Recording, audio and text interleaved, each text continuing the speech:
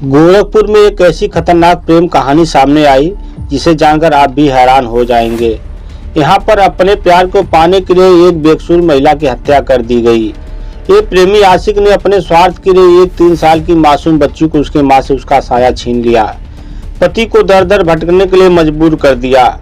आज के दौर पे कौन किस पे विश्वास करे, यह एक बड़ा सवाल खड़ा होता है। आज की जो कहानी है वह 11 जून 2011 की है। गोरखपुर में एक युवती की लाश मिलती है। उसकी कद काठी और उम्र कुछ ऐसी थी जैसी कमलेशपुरम कॉलोनी से गायब युवती शिखा दुबे की थी। शिखा दुबे के पिता को पुलिस बुलाती है और उस युवती की लाश को दिखाती है तो वो असमंजस में हो जाते हैं। तो पुलिस वाले शिखा के घर वाले और रिश्तेदारों को बुलाते हैं तो सबने माना कि यह लाश शिखा की ही है। आगे की कार्यवाही के लिए पुलिस शिखा के पिता को थाने में बुलाती है। शिखा के पिता राम प्रकाश दुबे ने पड़ोस में रहने वाले दीपू पर हत्या की आशंका जताई और केस दर्ज करा दिया। पुलिस को जांच के दौरान खबर मिली कि आरोपी दीपू सोनभद्र में मौजूद है। जब पुलिस की टीम सोनभद्र पहुंची तो सामने एक हैरान करने वाला सच दिखा। वहां केवल दीपू ही नहीं, शिखा भी मौजूद थी। अब पुलिस दोनों को गिरफ्तार करके गोरखपुर लाती है और सारी घटना की पूछताछ करती है तो पता चलता है कि शिखा और दीपू एक ही कॉलोनी के रहने वाले हैं। पड़ोस में रहने के नाते इनका मिलना जुलना भी रहता था। धीरे धीरे एक दूसरे से प्यार करने लगते हैं। यह बात जब शिखा के घर वालों को पता चला तो वह शिखा पर पाबंदी लगा दिया। अब उसका घर से निकलना मुश्किल हो गया था। एक दिन दीपू और शिखा ने घर से भागने आए परिजनों से पीछा छुड़ाने के लिए एक खतरनाक साजिश रची।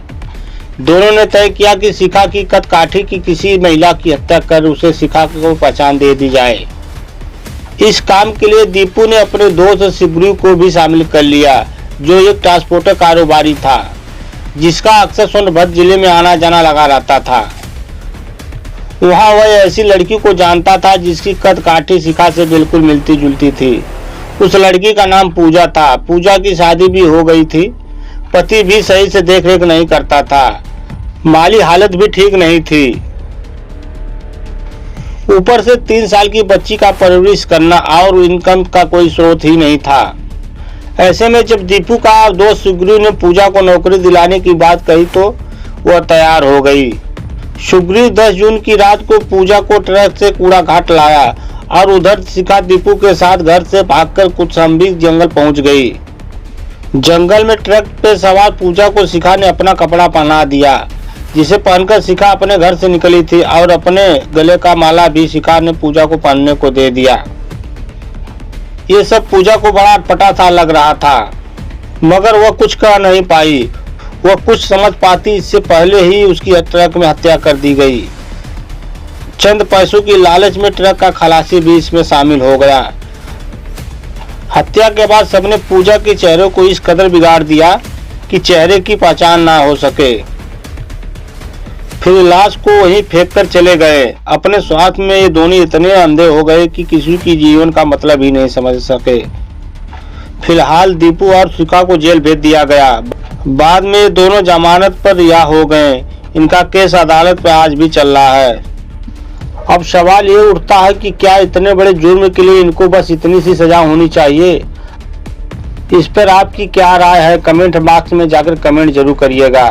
वीडियो पसंद आई हो तो हमारे चैनल को लाइक शेयर और सब्सक्राइब करना मत भूलिएगा। मिलते हैं ऐसी ही किसी नई कहानी के साथ। तब तक अपना और अपने परिवार का ख्याल रखिए। नमस्कार।